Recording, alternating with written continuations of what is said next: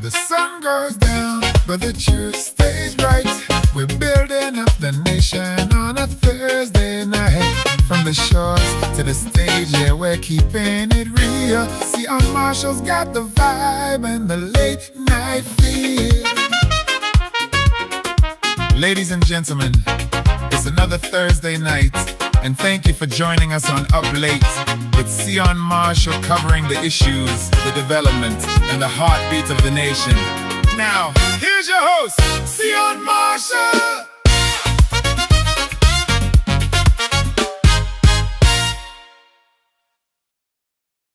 All right, and good night. Welcome to this another edition of your favorite Thursday night late time show, Up Late with Sehon Marshall. I am your host, Sehon Marshall. I'm going to be here with you until about 10:30 or thereabout. Now, if you notice, I've quietly expanded the time from just about an hour to an hour and a half, and I'm sure you're loving that. Now, what I'm doing now is what I always do, which is I would share that link with individuals who are online because I know a lot of individuals want me to send that link out. So I do that. All right. So I'm going to do that right now. Where are we? Yeah. I'm going to send that link out so that people can follow along on this program. All right. Now, it's the 30th of July. It is end of the month. I was in town today, and I must say, I wasn't pleased, I wasn't happy, nor was I impressed with the level of activity, or should I say, non activity that was existing in Kingstown. Like the place just for this thing here. Olive, bear with me, please. Lord have mercy. Yes. So that was what was happening in town today. I mean, the place was just dead. There was no traffic, there was no people moving about, and it's end of month. Well, maybe tomorrow we would see some of that end of month activity. But for now, nothing. All right, so I'm still trying to figure out how to. I don't understand why this happens to me every single time, and I know some of my supporters don't like it. They say, "Oh, see, I need to get somebody who's going to do that for you." Well, the truth is, okay, let's try this now. I'm supposed to be able to do a, there it is now. Thank you very much. Right, there it is. Okay, so I'm sure you guys would forgive me. Okay, so I'm going to send that now. I'm going to share. One more share, which is I'm going to Facebook, and I am going to share it from the show's page, Upload with Sehon Marshall, onto my personal page. And I see that is there already. I am going to invite people to tune in. And I'm going to say boom, share, and good. All right. Now, at the same time, I want to ask you, the good viewers of Upload with Sehon Marshall, to share as well. On your Facebook page, simply click the share button so it comes on your profile and other people who are watching or who are on Facebook can get it from your page. If you're looking at it on YouTube, there's also a share option where you can copy the link and you could paste it on your WhatsApp status and people will be able to see what's happening on YouTube as well. Let me say good night to those who are tuning in. King Austin, always a pleasure to have you, my brother.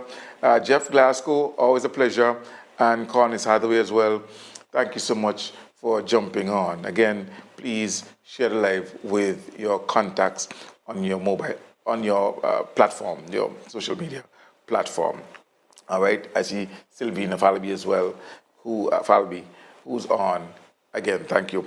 Hey, the carnival period has just ended, and I was able to meet up with a bunch of really amazing comrades, and I really thank you guys just for the moments that we shared.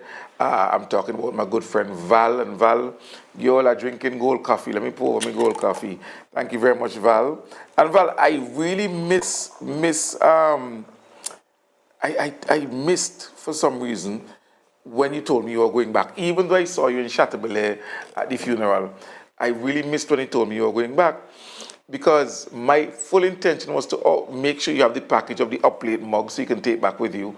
Um, but one of my sisters told me that y'all went up on the same flight. So my apologies for that. Mags, again, wonderful meeting you. We had some hangouts. It was amazing. Thank you, my comrade, who I met, who was the businesswoman there, made some good money during the carnival season. Wonderful to have met you. Of course, it's always a pleasure to hang out with Kojo during the carnival season. McGregor, we did a lot of hanging during the carnival season, not as much as you would have wanted, but you know how life goes. And many of the other comrades. Now, let me say this. I continue to meet and get so much support from comrades, from individuals, from Vincentians throughout this country as I move about. Even one gentleman met me one time, and I think I mentioned this story, where the guy said, "Present, please." So I said, "Present, please," and then he turned around to say, "Although I'm not in your class," which I understood him to mean that maybe he has a different political persuasion, but even so, he's familiar, so he's paying attention. But it's really heartwarming when I meet individuals every single day who walk up to me and just simply say, "Present, please." And of course, the response is in kind, "Present, please." And it's just heartwarming. And there are individuals who continue to meet me and offer quite generously their financial contributions. Yeah, people actually give me cash in my hand. And I really appreciate those gestures. You help the program to continue on the air. If you notice, the studio looking a little different. I have some new equipment, I have new lighting, I have different things happening. And the plan is to continue to grow and expand this platform so that I can bring the information to you, the people who tune in every single Thursday to watch Uplift with Sehon Marshall, and also tune in every single day to hear Present Please. Now, about the every single day on Present Please, I know I've been off and I've been sporadic with Present Please, and I'm going to have to ask you for forgiveness and apologize. But it's becoming increasingly difficult, especially now because of my schedule. And I don't know if I'm going to send a video to my producer, because I don't know how many of you know or saw, but recently I was called to the bar of the Eastern Caribbean, the jurisdiction of St. Vincent and the Grenadines. And now, as a practicing barrister, it is becoming increasingly difficult to find the time to record. I try to do it on mornings before I leave home. Sometimes that works out. Other times it does not. I'm gonna send something there to my producer, to my director, sorry, who would then put that up. Yeah, sometimes it's difficult for that to happen, and so I apologize that I've not been consistent. Especially, I know I took a break recently, and I explained that break there was a carnival, and then there was my call, and then my mother's celebration. Yes, we had a bit of a family reunion where all of my siblings were here. All of us were together celebrating the 90th year of our mother, and that also took some time, so that I took a break to allow me to be able to do all of those things. But now I am back, and for those of you who reached out, Jeff and Litty and so on, asking what's going on, saying, "Are you on tonight? What is happening?" I apologize for being off, but I explained why, and now I'm back. I'm going to be more consistent with God's will, and also more consistent with Present Please. I'm going to have my director just try look at downloads. If you find downloads, you see it. Okay, good. All right. So I'm just going to put a little video of me being robed at my call to the bar in the High Court in front of Justice Ricky Bonnet just about 2 weeks ago. So I'm a freshly minted barrister at law. And already, well, even before that, I was working along with different attorneys, getting all of the experience and the exposure that I can get as a new attorney. And so now, I'm now working on expanding that a bit, and the work has gotten heavier. So that is affecting the Present Please daily recordings. Because as you could see, if you remember, I try to record it as professional as I can. Sometimes I just hold up the phone, and you guys are okay with that. But I would prefer to really sit down and do it properly. So here's a short clip. It's about 8 seconds of me being robed at the High Court by barristers Julian Jack, who raised my call, and Ronnie Marks, who seconded and supported that call. So I'm just going to show that very short clip to see what that looked like last week in the High Court of St. Vincent and Grenadines, in Kingstown. I am not seeing it. I don't know if anybody's seeing it there. Let me see, because I am not sure if that came out the way it should, but I don't think that came out, Director. So if you could try that one more time, so we can see that. All right. Yes, Letty, I see you present, please. And Desra, good night to you. King Austin, you there again? As I said, Epsi, me Shatterman, Mr. Labode, you're there. Gemma is there. Good night. So I've apologized for the tardiness and or for the absence, and now I commit to you that going forward we would have more consistent programs, unless of course something happens that prevents me from doing it. I think it might be the fact that it's .mov. So if you can probably go .mp4 and that would help. All right. So yes, all of those things. Let's see if I missed anything. Right.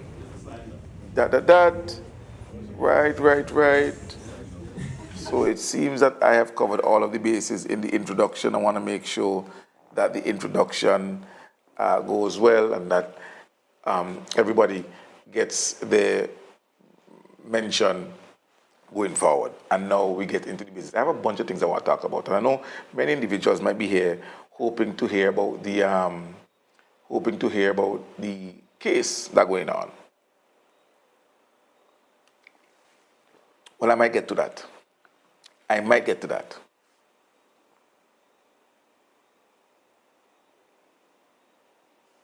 Yes, Strasbourg says, Mr. Marshall, where is it? Mr. Marshall, we have to try and understand that your work schedule is definitely occupied a lot of your daily time. We still appreciate what you're doing. Thank you so much, Strasbourg. I know many of you share that sentiment and understanding that the schedule has gotten a lot heavier, a lot heavier. All right. Now, let me get on to business. I know a lot of you want to come on to hear about the case, but I ain't talking about the case just yet. Right? I want to talk about the general state of affairs of St. Vincent and the Grenadines.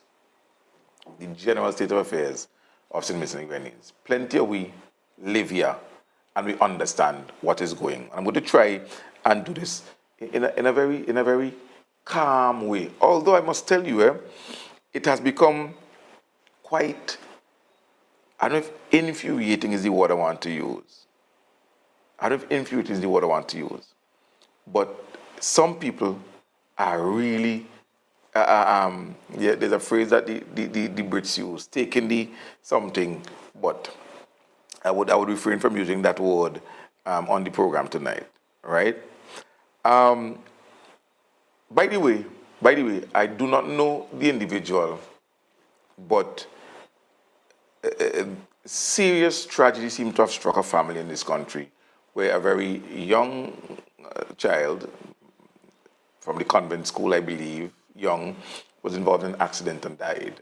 And that's the kind of tragedy that, impacts every family in very difficult and serious ways. And so on behalf of all of us here at Uplate, I want to extend condolences to that family. It's a tough time. I can say that I do have some idea, having been the cousin, well, the uncle rather, of a niece who died in similar circumstances, vehicle accident at a very young age. I believe my niece was about 14 at the time.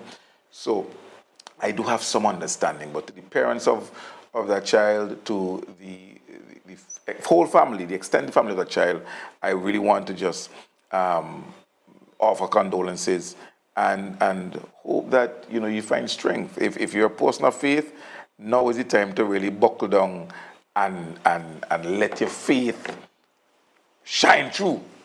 Because I know it's tough. Now, I want to say that there is a tale, TALE, of two governments with massive mandates. But you know what? Before I get into the whole nitty-gritty, maybe I should run the ad one time to shoot at a break from the introductions and so on, and come in with the real meat of the matter. So, I'm coming back. Don't go away. Take this quick break. The sun goes down, but the truth stays right. We're building up the nation on a Thursday night. From the shores to the stage, yeah, we're keeping it real. Sehon Marshall's got the vibe and the late night feel. Ladies and gentlemen, it's another Thursday night, and thank you for joining us on Up Late with Sehon Marshall, covering the issues, the development, and the heartbeat of the nation. Now, here's your host, Sehon Marshall.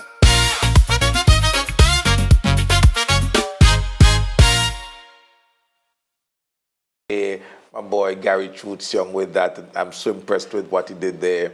And I'm so grateful that Gary did that for me. And by the way, my daughter, Sarah, who was on my show once, has seen my intro and asked me how come she made the intro. Well, everybody could make the intro. Steve, good night, and good to see you on. All right, so the tale of two governments with massive mandates. And I want us to go back to 2001.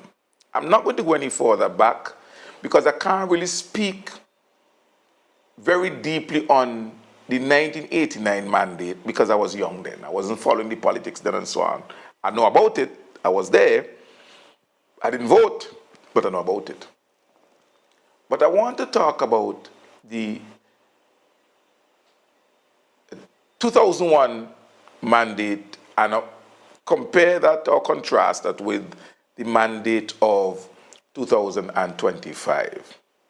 Now, let me say this, and some individuals may not be happy with this, but the truth is that there's some things that are common. When a government, from the example I've seen in our country, and the two examples are 1998 and 2020, when the governing party, in both instances, lost the popular vote, regardless of how major or minor it was a sign of a decline, and following that, there was a defeat. So if you go back, in 1998, the NDP won the elections 8-7, but they lost the popular vote. They lost the popular vote by about 5,000. It wasn't narrow. So although they had 8 seats in the parliament and Labour had 7, Labour had about 28,000 votes and they had about 23,000, just over. So the popular vote disparity was massive, even though they won. And I remember at that time, the then opposition leader, the opposition party saying, listen, you really don't have the moral authority to govern because, I mean, when you look at the amount of people who voted against you versus those who voted for you, it's massive. By 2001, 2 years later, things had gone really horribly between that time, and the ULP won those elections 12-3, a massive mandate. Massive mandate.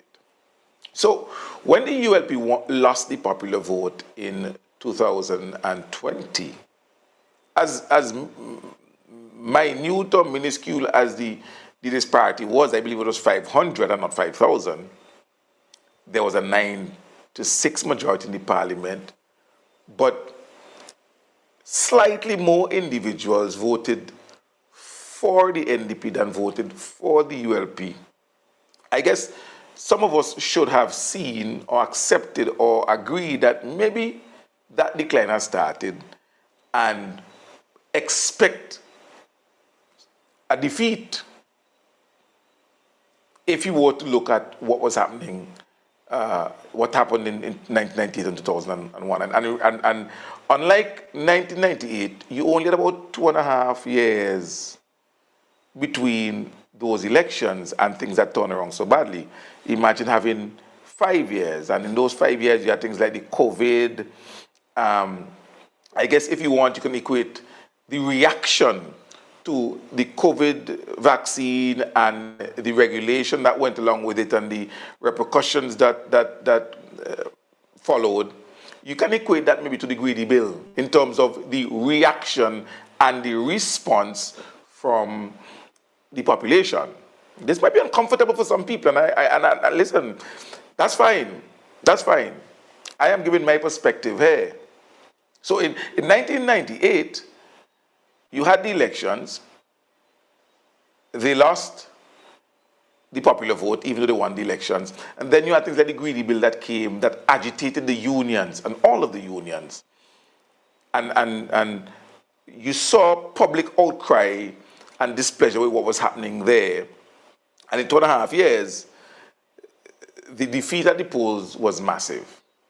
If you do a comparison in terms of the reaction, this is not about the substance of the policy. This is not about whether the policy was good or bad. This is not about whether or not it was necessary. This is about the way people reacted to it. And I'm not even getting into reasons for their reaction, whether they were politically motivated and so on. I'm just speaking just generally about the reaction. The COVID situation saw a similar reaction from the unions. The public service union, the teachers union, they took that policy and they fell out with the government, or did not support that policy by the government, and many of their members, whether it was 2000 or what have you, responded in a particular way. And so when you look at all of that, and this accumulation over 5 years, I guess individuals could have said, well, boy, I understand how the defeat came because you saw the decline, you saw the public sentiments and so on and so forth. Now, as I said, you might not agree with me. Good night, Carlos. And I continue to support you and wish you well in your matter in the court. Right? Caddy once when last I was in town, well, Caddy, you probably coming late because my brother, I was in town today, and trust me, it dead until the end of the month. But yes. So we have that situation. ULP lost. In 2025, again, as an accumulation of different things. I even heard Peter Wickham from Barbados make the point that, you know, it was a shocker. He believed that ULP should have lost since 2020 when you look at some of the things that were happening. There are many of us who figure that after the referendum of 2009, we should have lost since 2010. So the miracles continue to happen, and instead of losing in 2010, we won in 2010, won in 2015, and won in 2020, increasing the number of seats that we had, but declining in the popular vote. I'm going somewhere with this, I'm going somewhere with this, right? I come in just now. So that is what we had.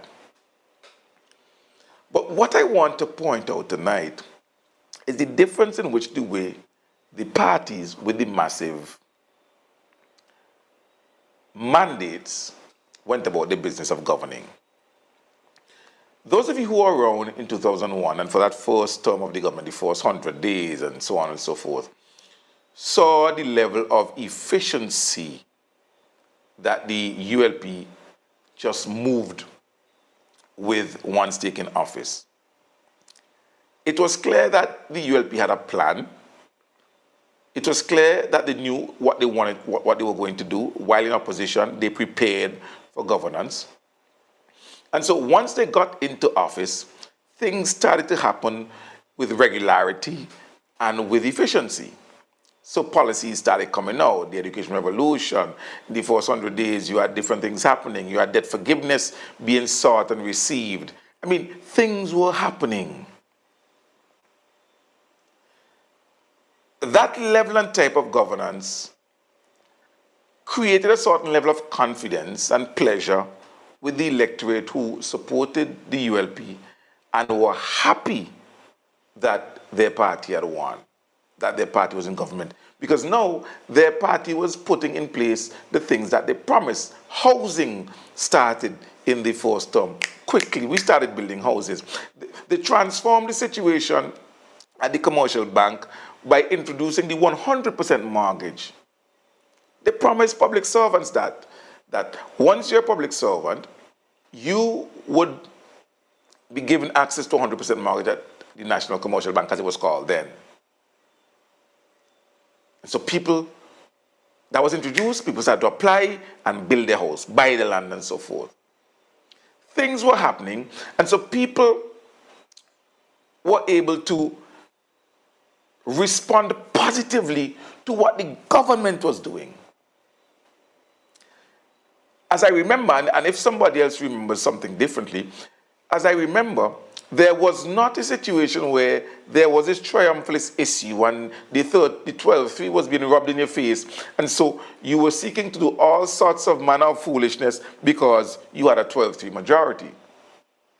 If I remember correctly, the mandate was taken as a serious and a solemn responsibility where the government knew it had to deliver.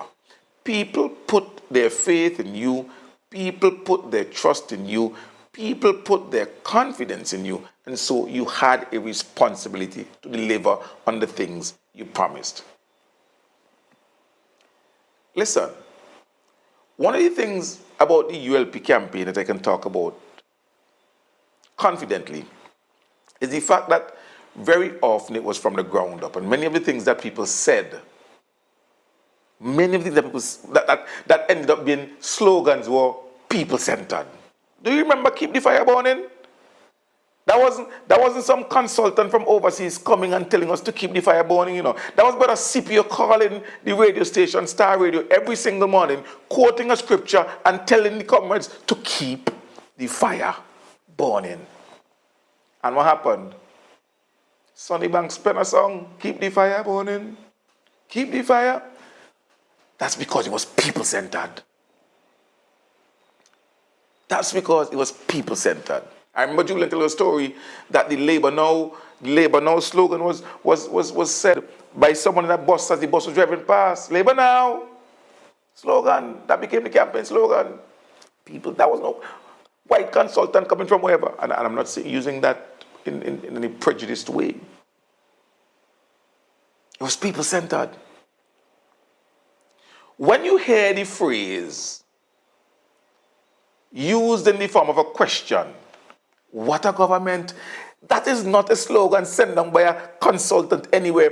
That phrase in the form of a question comes from comrades who are so pleased with the way things are being done, the regularity with which things are being done, positive things are being done to impact their lives, that they almost marvel. What a government.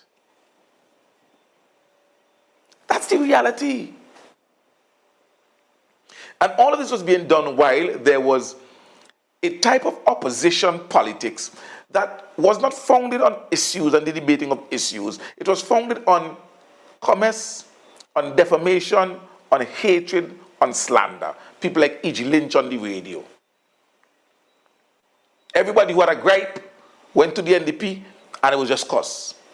Anybody, of course, the brunt of the assault was Ralph Gonsalves and Julian Francis and so forth, but anybody who associated themselves with the party led by Ralph Gonsalves, and of which Julian Francis is General Secretary, anybody who associated got the brunt of the assault as well. It was like death or guilty by association. That was the type of politics that you saw coming out of the opposition. By 2007, we started the airport. But guess what? By 2005, because the population was so pleased with what was happening and the way the government was governing, very early in the period, in the term, all the schools getting repaired. All. March was elections, all of the schools were repaired for September term. April, May, June, July, August, in 5 months. So when I hear no, oh, it's only 6 months, it's only 4 months, it's only 7 months. In 5 months of taking office, all of the schools in our country were repaired to be made ready for the September term. Between March 28th, April, May, June, July, August. Ready for September term. People saw things happening. People felt the impact of things happening. And so those same individuals were able to respond positively. And so by 2005, when the elections were called, I think they were called about a year early, just, because it really should have been, election was 2001, so it should have been 2006, maybe March, but it was called 2005, so it wasn't probably a whole year early. But when the elections were called, ULP was able to maintain the 12-3 majority. The ULP was able to maintain the 12-3 majority. And by this second term, things like the airport started, even though it was started at a time when there was a global financial crisis.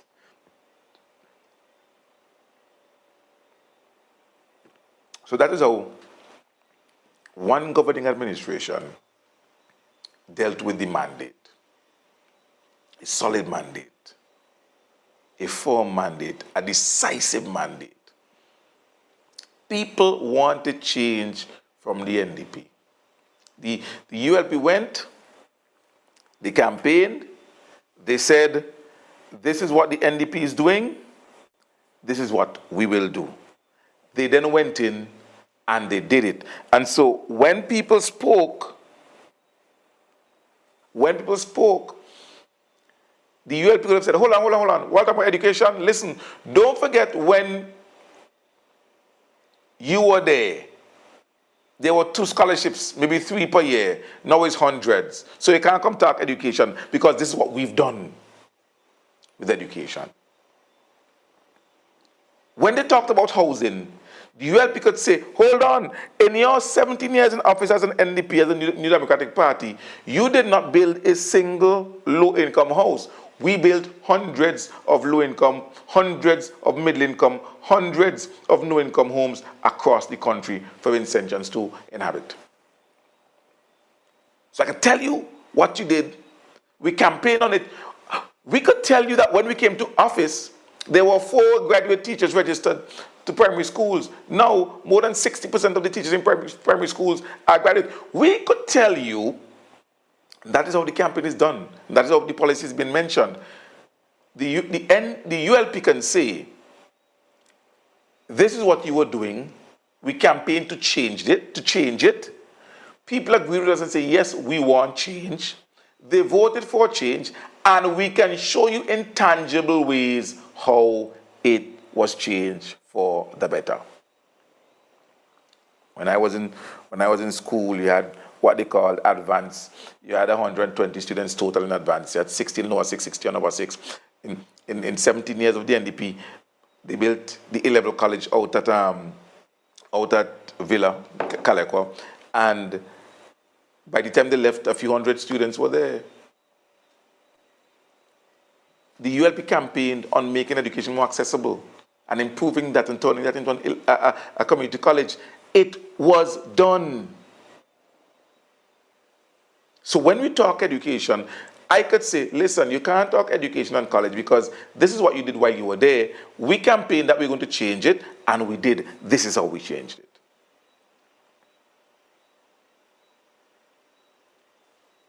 We could talk about all of those things. We said we would build an international airport. We had the E.T. Joshua Airport. And the evidence of an international airport constructed is there.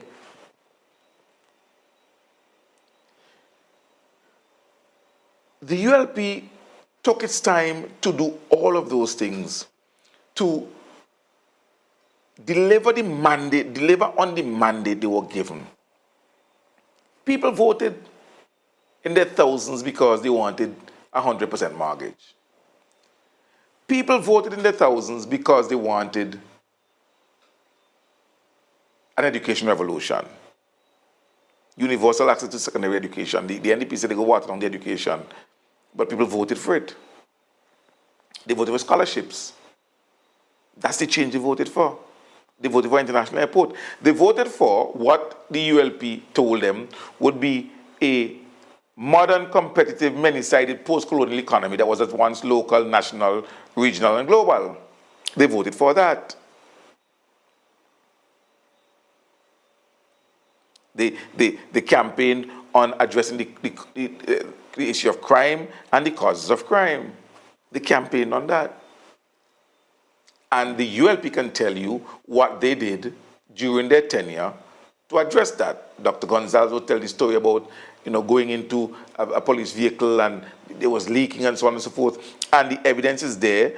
Training has been increased in the police force. The conditions of service, new police stations were built. Some of them are in a state of disrepair and have fallen in disrepair. I'm going to admit that. But they were built. The fleet of vehicles was significantly improved and so on. You can see the areas where the government worked with the police force to improve their ability to address the issues of crime. And then when he talked about the causes of crime, and these are things that people mocked, but remember, the government doing certain initiatives, gun amnesty, you're talking about the Pan Against Crime program, the program that now is responsible for a number of pan sites throughout the country, including this year's Panorama Champions. All of these initiatives were introduced to address the issue of crime and the cause of crime. Tougher legislation, the introduction of things like the Sexual Offences Unit, the specialized family court to deal with certain family matters, private matters, and so forth. All of these things, people are forgetting, or maybe some people just aren't aware that these were things that were done by the Unity Labour Party in the effort to address their mandate, where they promised individuals to be tough on crime and on the causes of crime. That's what they promised you. I cannot remember, and I'm going to say I cannot remember. If you can remember, let me know. Anybody in the Labour Party saying that Mitchell is responsible for crime and he must put crime at the feet of James Mitchell and the NDP. The campaign that whatever the then government was doing was ineffective. And they put out a plan of what they would do if given the opportunity to address the crime situation. And people gave them that chance. And I just listed a number of things that they did, but there are many other things that were done by the ULP administration from day one to address the issue of crime, the issue of crime and its causes. Things like healthcare. They told you about the ineffective and inefficient healthcare we had, and they promised to address it and improve it. One of the things that they've done is they decentralized the issue of healthcare. And so now you have a polyclinic that offers a number of services in Buckerment. You have one in Stubbs. You have the Levi Latham Health Facility, again, that has expanded services. And you have the Modern Medical Diagnostic Center in Georgetown. They said they would expand. They campaigned that it wasn't good enough, and you can see what they did. And so when anybody talk about the differences, they can tell you, no, hold on. You can't come to preach to me anything about health because in 17 years, that's what you did. We promised the Vincentian public that we will address it. They gave us the mandate, and we did. Here's how we did. Is it perfect? Absolutely not. Does it still require continued work? Absolutely yes. But the work was done. The work that the Vincentian population voted us to do was done. God bless you. If it doubt that, it doubt John 3:16. A bit presumptuous from old people, but they said it anyway. So when Vincent Chan said, what a government, they knew what they were saying. And that runs through. They said that they would improve the conditions of service of public servants. They promised reclassification. They did it. Vincent Chan's vote were changed because they didn't like the way public servants were treated and how they were being paid. The ULP said, we will change that, we would reclassify them, that would come with certain increases and so on and so on. That was done. And so that record is there where I can say and others can say, no, hold on. You can't talk to me about public servants and teachers and police conditions of service because I could tell you. I could tell you what my salary was when I became a qualified teacher. And I could tell you that right now, nobody starts the level as qualified teacher. And in my day it was called acuity, now it's probably teacher 3, I'm not sure. Their salary their starting space is probably double what it was when I started. No.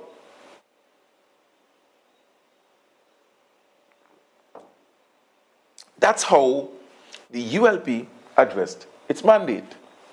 That's how the ULP dealt with its mandate. The mandate given by the people of St. Vincent and the Grenadines on 2 occasions, 12-3. The NDP got an even stronger mandate. Their mandate, 14-1. And I could hear the triumphant voices, 14-1. People wanted change. You made promises, and people decided, okay, this is what we've had over the years, and I'm not going to characterize it, because some people decided that nothing they do. Some people ask the question, will Labour do?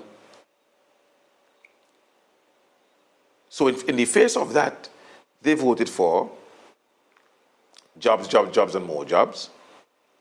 CBI, the reduction of VAT by 13% within the first 60 days, a double salary every year, the cutting of VAT on electricity,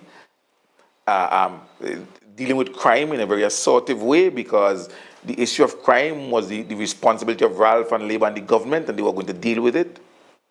They were going to deal with, they promised paying the subjects of everyone who's writing CXC. Those are some of the things that they promised. I cannot say I heard anything about housing, what they would do with housing, how they'd improve on the policy of housing that the government had. With respect to healthcare, they told you that they would sell the hospital, put it under private management, and I think they would beef up Milton K2. Did they talk about public-private partnership, where Leacock mentioned that they would sell off some of the interest in some of these state agencies? You'd expect with the port, the hospital, like CWS and so on. Those are some of the things. And I am not sure if Vincent didn't listen or if they agreed, we need to do that. We need to do that. Right. So you have this fantastic mandate. That's the mandate you have. And now the expectation is that you govern. The expectation is that you would govern. They gave you a mandate, it's 14-1, you rub it in all of your face. What a whopper.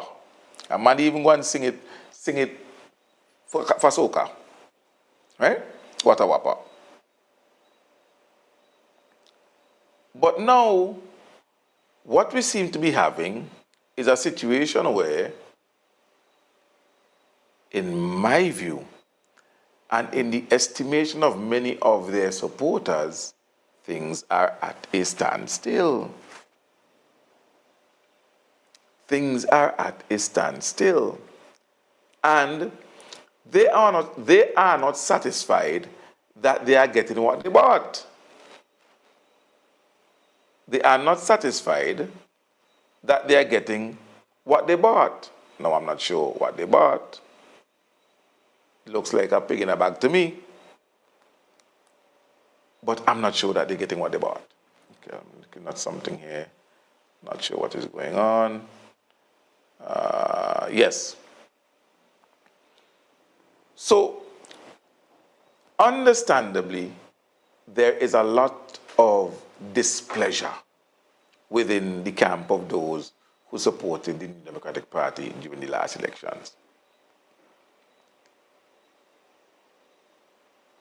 But here's the difference. Here's the difference. Follow along with me now. I'm pouring out some of my warm drink. I figure this is why I sweat so much now, because I'm drinking something hot to keep the voice warm and keep the cards warm. And it's a warm night, you know. Those of you on Star Radio who might hear this eventually, sorry for the distracting discussion, but people watching, so I'm also engaging with those who are watching. Okay, I'm not sure what is happening here. Right. So, we've had the Whopper, the 14-1, and clearly the intention seemed to have been to eradicate the opposition in its entirety. Nobody should talk, everybody should shut up, because is NDP in power, is our government, what a Whopper.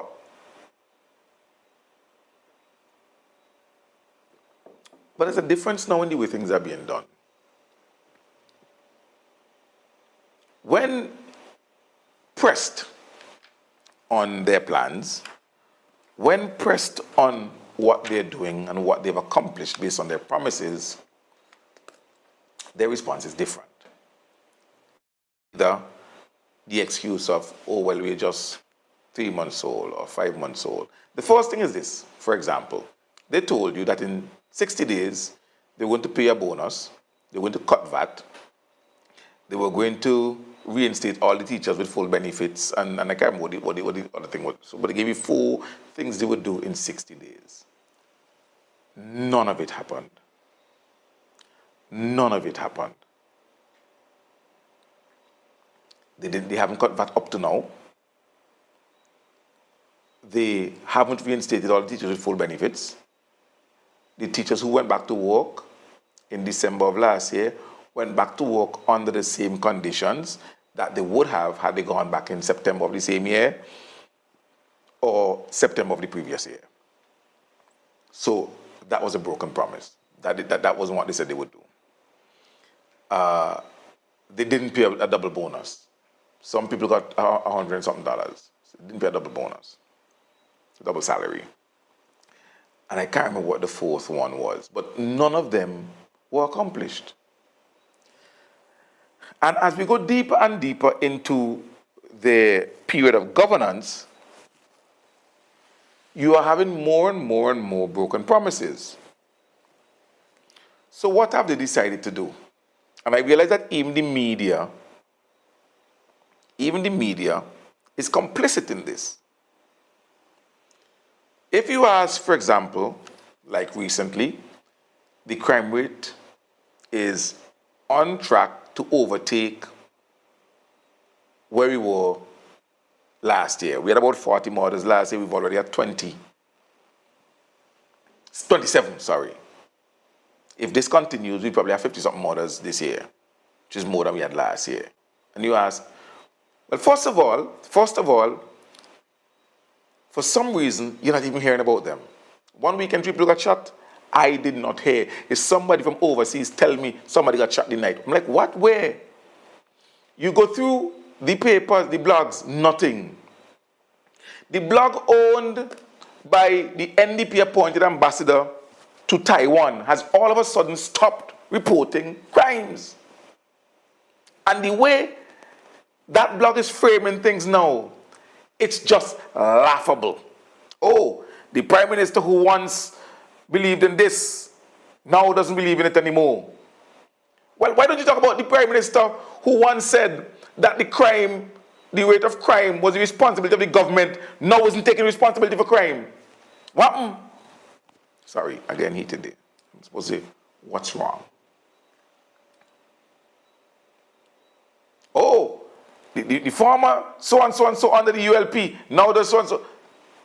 So the complicity of the media, especially that blog owned by the NDP appointed ambassador to Taiwan. They are now arms of the government. They're more propaganda than API and NBC Radio. They were so anti-government, and every murder, every incident was front page. Now, and it's not an endorsement, but I have nothing against the young man. If one news don't carry it, you don't know what happening in St. Vincent. You don't know. When you ask the government, so, what we're doing with crime, Minister of National Security Leacock, what you doing about crime? The response is, oh, but when Ralph was there, crime was high. What? That's the response. Oh, but when Ralph was there, you start shooting, he said, how come he wasn't talking? That cannot be your response. Your response to where is the change we voted for cannot be, but that is what it was, so why are you complaining that it still is? Because we voted for a change. We voted for the opposition to come and show us how to deal with crime, because you told us that the responsibility of crime and violence must be laid at the feet of Ralph Gonsalves and Labour. Then the current Prime Minister told us that about crime and the responsibility of the government. Has that changed? And so now, the blog that is owned by the NDP appointed ambassador to Taiwan should be saying, Prime Minister who once blamed, the Prime Minister who blamed government in opposition for crime now has no idea of how to deal with crime. Show me that headline. Because they like to go back and talk about what was and what is now. We had a booming construction sector. Booming. And with plans of a lot more construction to happen this year, with beaches and the Marriott and so forth. Not happening. And you ask, what's going on? Where's the construction? Where's the construction?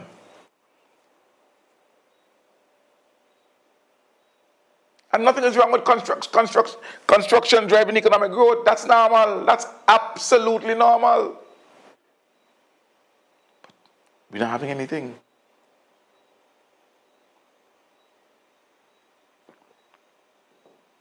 You ask the question, you've been told. On the NDP, on the Labour, all Labour been this and Ralph been this. As a matter of fact, the truth is that because there is very little, if anything at all, for their supporters here to celebrate and talk about, the NDP continues to go back to what is tried and tested. Gail, good night, my dear. Good night, Gail. And thank you so much. Hey, Gail is the best host in the whole world. Gail is the best host. I ain't going to tell you what's going on, but I took my sisters to Ovia on the weekend, and we spent a good time by Gail. Gail, Comrade Gail in Ovia, is the best hostess in the whole world. Gail, good night. Good night.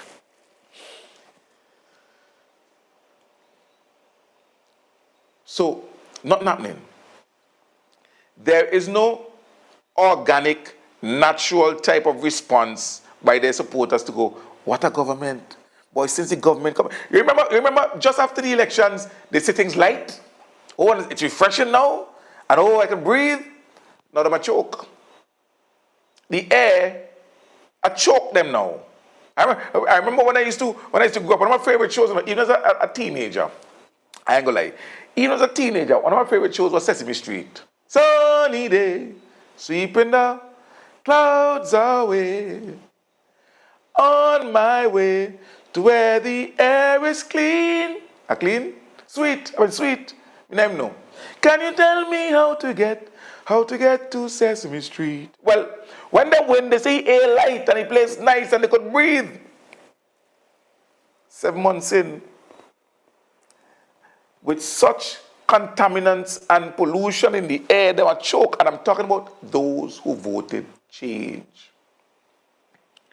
And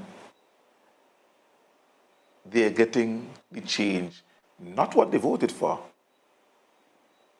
Not what they voted for. But maybe they're getting the change they deserved. Just maybe. I don't know.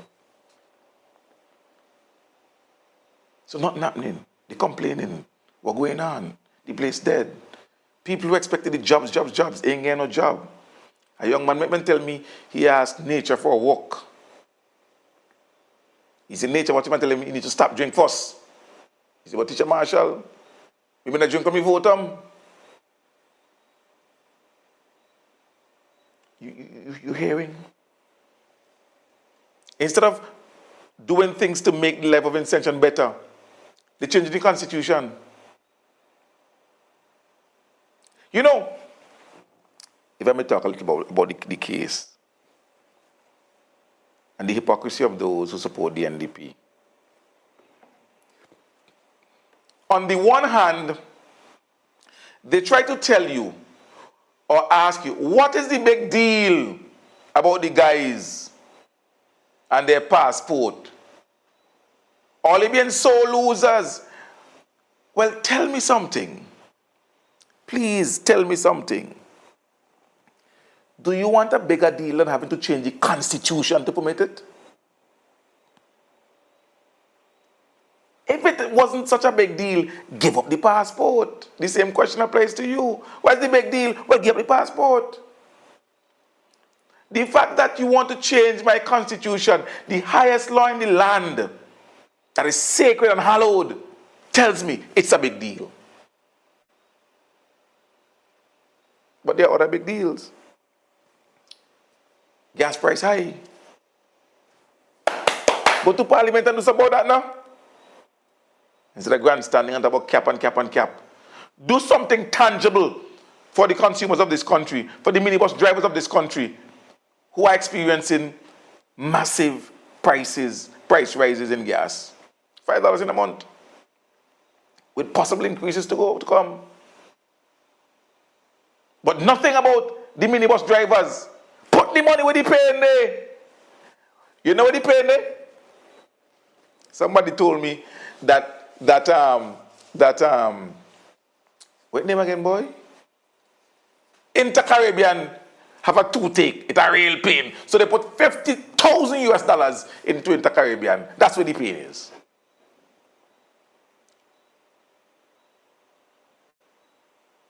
Not as an investment, mind you. So let me make sure, clear myself up when I say they put it into. They enter into a partnership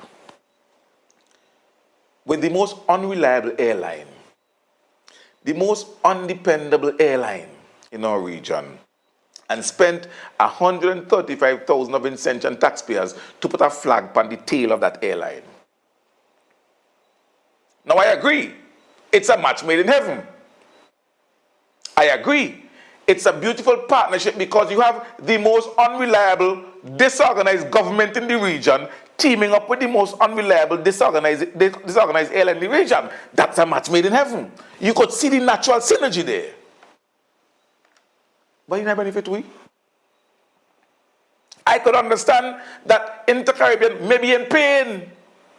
But when Vincentians voted to you to put the money where the pain is, they weren't referring to Inter-Caribbean Airlines. Well, maybe you meant that, but they just didn't know. And they had big ceremony.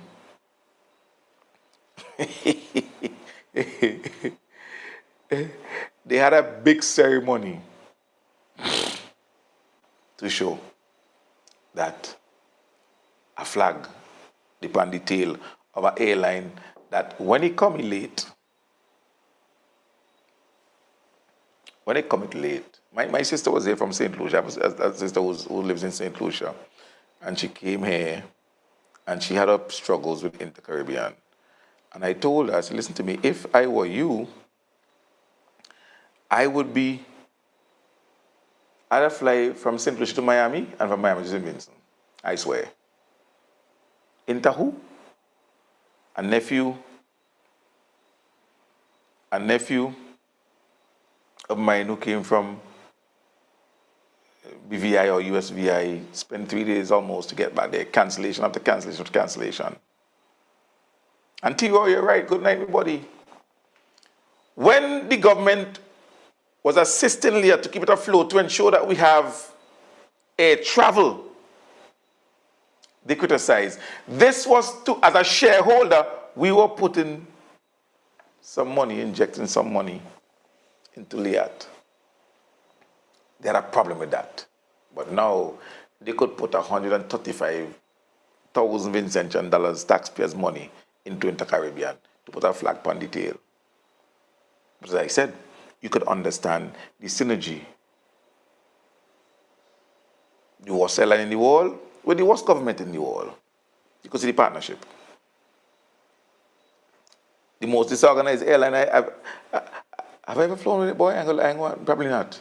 The most disorganized, and thank God, the most disorganized airline with the most disorganized government. However you want to frame it, it's up to you. But I guess any keen observer could see why one would be drawn to the other. Now,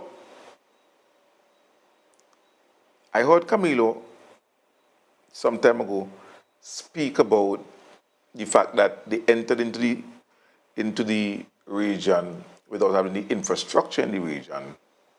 And when they came, after Liat fell out and so on, it was a good thing that they came. And that's fine. That's fine. I can give them that credit. But it's about time, if you're here and you intend to be here, put the infrastructure in place to serve us well, because we're paying good money. But, Catherine, good night. That ain't happening. Put the money where the pain is. As of now, the pain is in Inter-Caribbean, not in Vincentians who can't afford groceries, not in Vincentians who go to the social, I don't know what we call it now, because the ministry is strange. We used to call it national mobilization. That ministry that gives assistance to the needy and so forth. Those people who go there, apparently, they ain't feeling the pain anymore because you're cutting back on those things. Listen, they are cutting back on everything. They're cutting back on support for students. They're cutting back on support for the needy. They're cutting the list of people on public assistance. They are cutting back on every single thing. And so many of the students who got assistance under the previous administration with their education, secondary school or college or what have you, many of them are going to be disadvantaged this time around and not be able to afford. And I want to see how many of them will drop out. And I'm still waiting to see them pay the subjects for everybody come November, December, whenever I sign up time.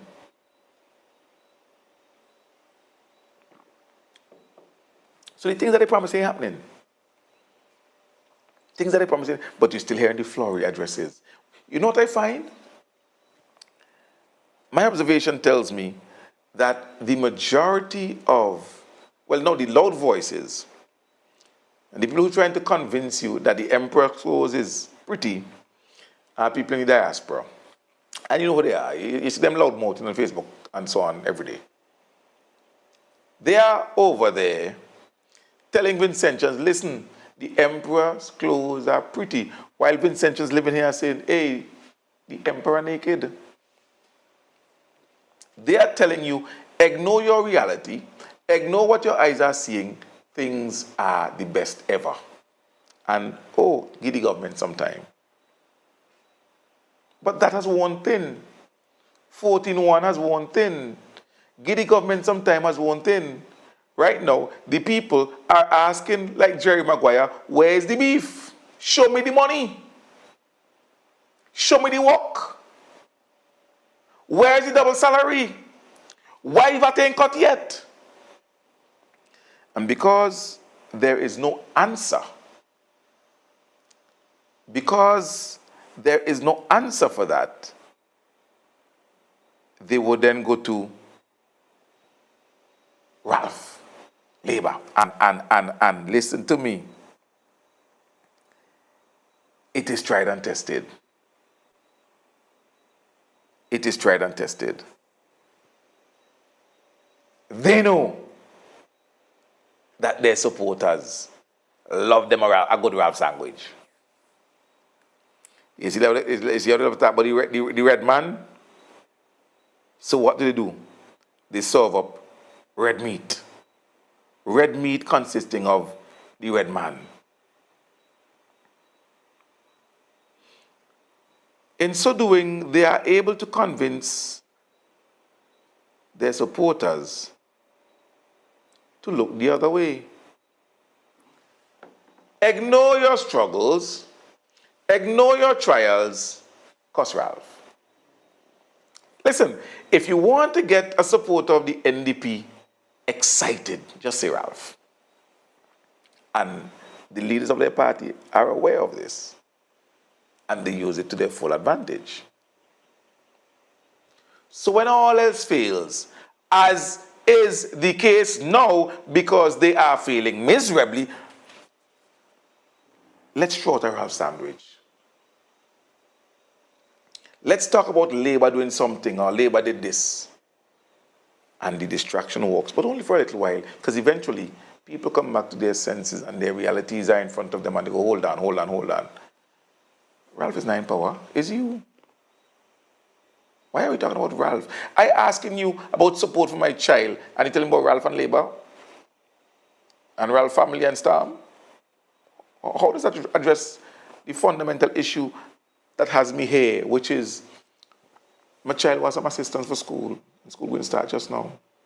What's up with the book, uniform? You know what is the registration fee? What is the fee? Remember they said when they were going to abolish fees? Was it just registration fees at schools or all fees? Didn't they say they were going to abolish all fees? Didn't they say they were going to abolish all fees? I saw a fee, a letter from a friend of mine accepted to one of the divisions of the community college. $2,000 and something for 1 year. And that person who's young, unemployed, has to find that money to sign up for college. And I suspect all of the other students who applied for that division got a similar letter with a similar figure. But you said you were going to abolish fees, didn't you? All fees are abolished. Are they? And I remember earlier clock when they had said that, and I think January came around, and no, since students got fees, everybody was wondering, oh, wait on, hold on, I thought you'd abolish fees. Well, September is coming, and students at the community college are getting letters telling you of exorbitant fees, $2,000+. And when I ask you, but hold on, that was not what you promised. Where's the promise of no fees? What's going on? You're going to tell me, oh, you know, and stormed it by a big boat. How does that help me? How does that help me? How does that help my child, my son or my daughter, who has gotten a letter from the community college and needs to pay $2,000 this week coming up? How?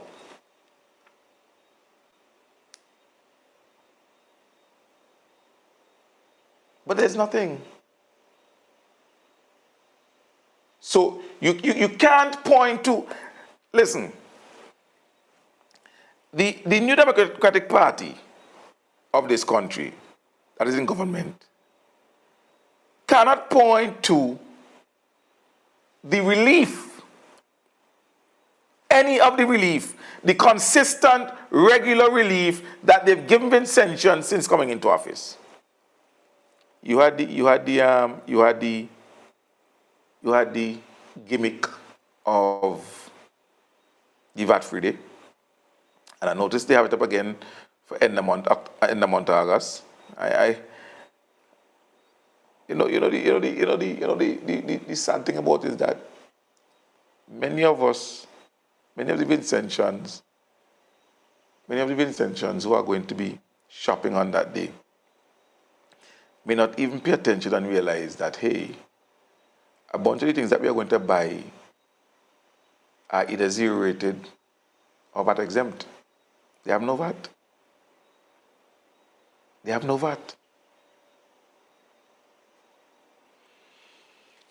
But they have allowed themselves to be misinformed, and they're going to trumpet the talking point about the VAT-free day. Like the man who came on and talked about you buy quarter sack of rice and quarter sack of sugar bars, you could buy them there all the time because the price not change, because there's none of VAT. So the VAT-free day didn't enable you to buy that because the price did not change. Oh my Lord. So when you ask, what is happening?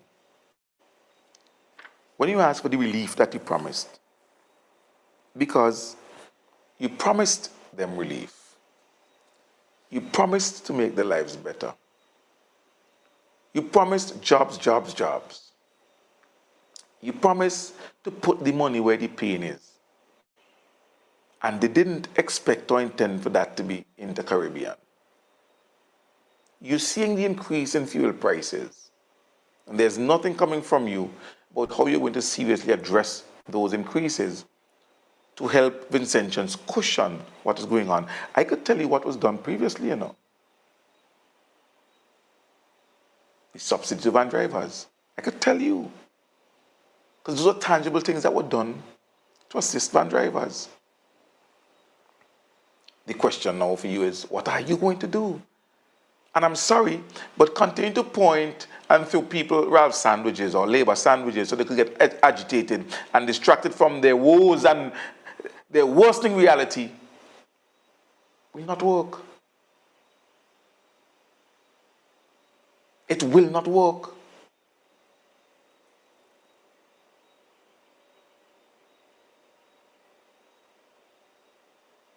You can use the legislative process to assist. I saw a situation where, well, we went to Parliament and they abolished, according to the news release, the category of non-pensionable workers. In other words, everybody's supposed to get a pension within the public service. I applaud that.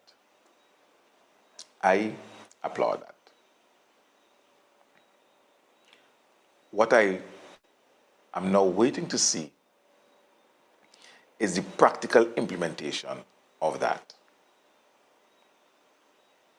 I'm waiting to see how that is going to be implemented practically. And how soon something like that is going to go into force so that it becomes real.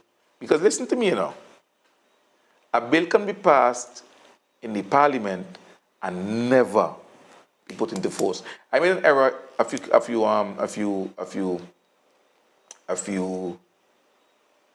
programs ago, a few months ago, and I spoke to the Freedom of Information Act that was passed in the Parliament by the ULP. And somebody had to message me and correct me because I was reading from it, but the person said, pay attention to certain things, and it's not yet into force. But blogs like the one owned by the NDP appointed ambassador to Taiwan said, oh, Labour did in X months what, sorry, NDP did in 7 months what Labour didn't do in 25 years. True. Absolutely. Absolutely. You also know what you also want to know what NDP did in 7 months that Labour did in 25 years? Crash the economy. Bring it down to us. Even in COVID, when stores used to close and you used to have 3 people walking to the answer, you had more activity in town than now.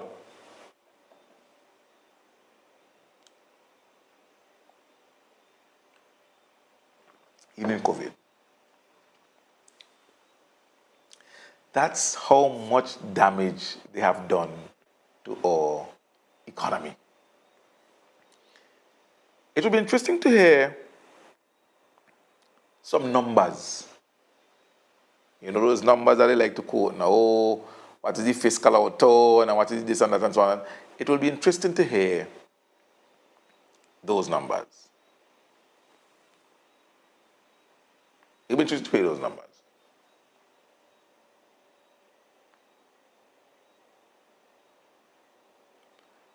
But in a parliament these days, I mean, parliament is so sporadic. At least like, I remember the days when they used to have parliament every month, sometimes twice a month. Like they're afraid to go in parliament. They're afraid to go in parliament.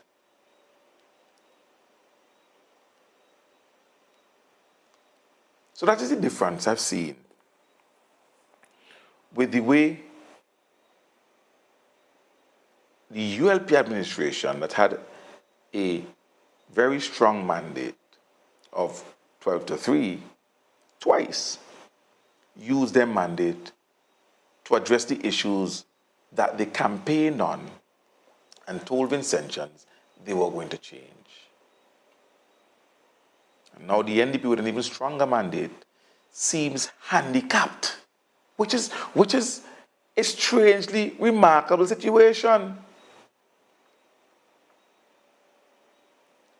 They appear to be handicapped even with the strong mandate they have, because so far we are waiting to see what they are doing. Do you know the hospital project? I drove up to Ovia on the weekend, and I said this earlier. Well, I was in Magum, London before. The bridge that is being built by Bali and Bali, like nothing happening with that. The bridge being built by Bali and Bali, like nothing happening with that. Like that gone completely. That gone completely. So me ask myself, what going on? Hold on there.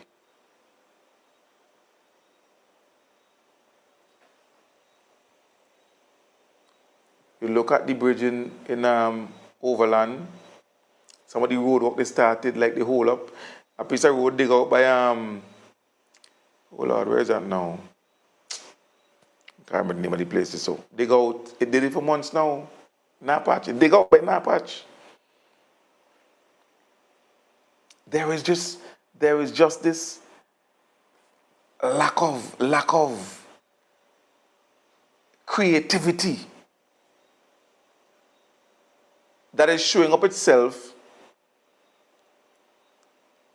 in this slowdown, this standstill, and even in some instances, this backward moving situation that we have in St. Vincent and Grenadines. And look, if you come from where you come from and you get government building to open your store and you're doing bar and so on, happy for you, you're on board, you're chairman, good for you. But what about the ordinary Vincentian? How many of them get? While you get in government building to open your store, I don't know what the deal is. I don't know if you're paying $100 or $1,000. Vincentians can't get a house fixed. You see the disparity? You come back eating a food. You get government building for your store, you open bar, you depend board, chairman. But Vincentians who got damaged since burial can't get a house fixed. And Vincentians are told the land you got from the government. Poor people who get land from government are being told, I'm going to take it back. But you get in government building for your private property, for your private business. the needy, the poor, the working class, the indigent. What the government gave them. What the previous administration gave them. And where do you go to Orange Hill, Sandy Bay, Hollywood, whatever, Fitzhughes. Where do you go to Manning, Peters Hope, Clare Valley, Diamond, you find Vincentians of all persuasion politically occupying the premises.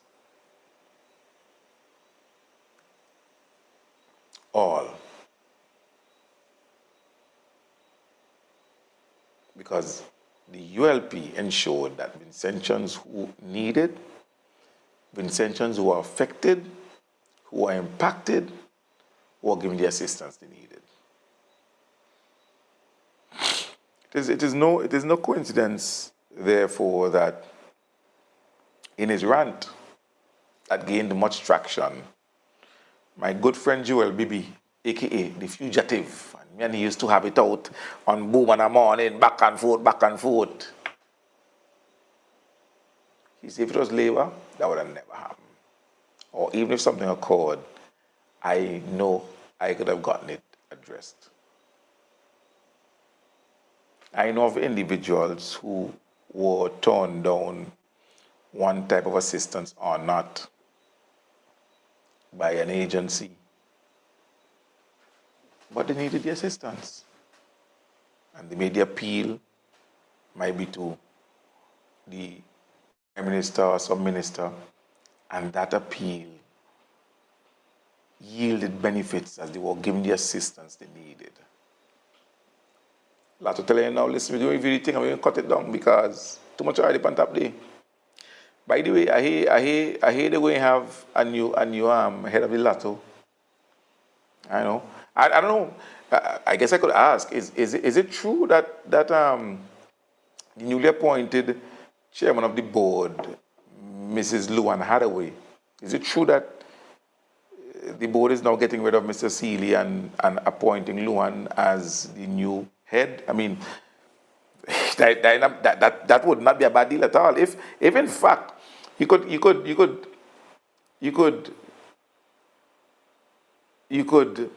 lose your employment at the financial institution,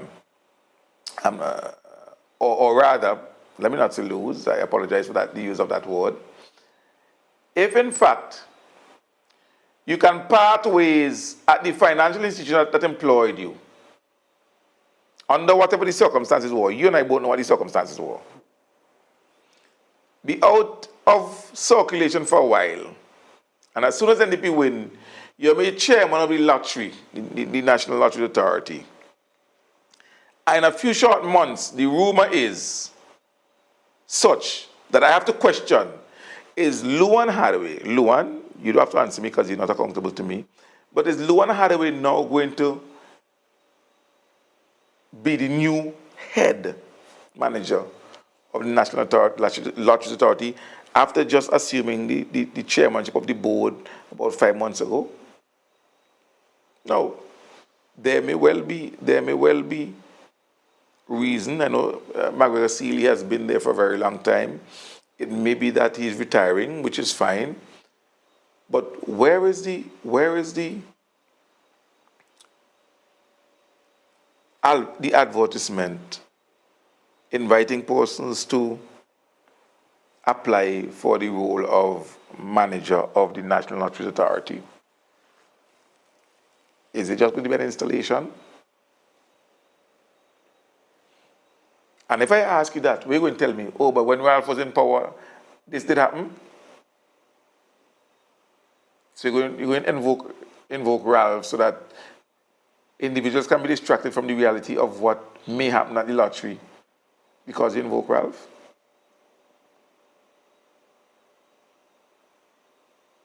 Is it true that District Stairs is now occupying the Eustace Auto Supplies building that was just bought by the government and so on? And if that is true, I have to pass down there. It has been down there for family court. I'll have to check. If that is true, where is the tender, the offer tender for businesses to express interest to occupy that building and enter into an agreement with the government? Where is that? Is that what 14-1 buys, you know? I remember going to the Eustace Auto Supplies building last carnival as Links Mass Camp occupied the ground floor, and they had a little bar outside where they raised some funds for the organization. I think Extreme Fanatics, that was also in the yard. They would have a little barbecue sale and so forth on a Friday to raise some funds. When I went there this carnival looking for Links, I saw a fantastic bar set up down there and so on. I said, well, fellas, all nice. They said, the people who operate in downstairs is who own the bar. I see who own downstairs. Who running downstairs. So that's what 14-1 buys you today in St. Vincent and the Grenadines. So Marlon, is that you in district stairs? Is it you who now occupy the downstairs of the youth social supplies building? And is it you that put a bar outside? I don't know district stairs does run bar. So I say it can't be district stairs because district stairs don't operate bar. I'm going to knock that, something as simple as that, knock it out of the mouth of a mass camp and take it over a bar? And if it is true, Marlon, that it is you, I mean, because you're open and transparent, honest man and so on. So hey, let me see the tender, let me see the tender process and support that you went through. It may well be above board. Nothing wrong, just be open and transparent about it. And I know he probably ain't watching, because he don't need to watch this, but somebody go Senate game and you know, he go see it when they send a game, because somebody go run and tell them, because you know there are people who just do that. They scour the internet just to try and make confusion, but me not really care. Me not care.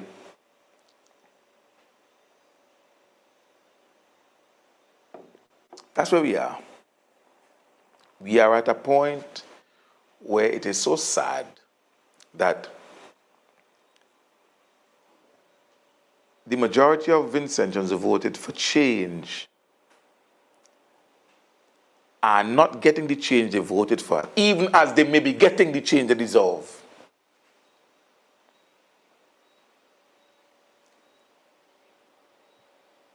They are not getting the change they voted for, even as they may be getting the change they deserve. And so they go take it. They will take it. Because as old people are saying, you weigh what you buy. You wear what you bought. And with that, I must thank you for tuning in to this episode of Up Late with Sehon Marshall. I know that a very good viewership tonight, both on the YouTube and on the Facebook. So let me thank you so much, guys, for sharing, for tuning in. Maybe it's because you missed the program for a couple of weeks. I was just excited to see what was happening. I don't know. But whatever it was, I really appreciate you guys tuning in tonight in the manner that you have, in the volume that you have. And I thank you so much for making this program a part of your Thursday evening routine.